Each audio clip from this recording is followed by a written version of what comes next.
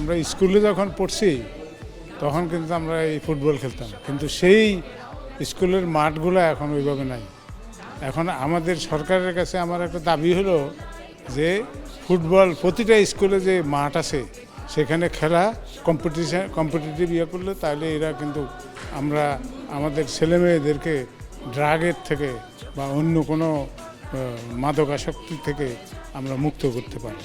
এবং এই ফুটবল খেলার মধ্যে দিয়ে এটা পপুলার খেলা বাংলাদেশে এবং বিশ্বব্যাপীতে এখন মানে এটা ঝড় চলতেছে, তো সেটার একটা পার্ট বাংলাদেশ হওয়া উচিত। বাংলাদেশ বিশ্বকাপে চান্স পাওয়া উচিত। আমরা মানে এই ট্রেনিং লোকজনকে দেওয়া উচিত, আমাদের সেই খেলোয়াড় সৃষ্টি করা উচিত। মনি বিস্কুটের পক্ষ থেকে এই গিফট হ্যাম্পার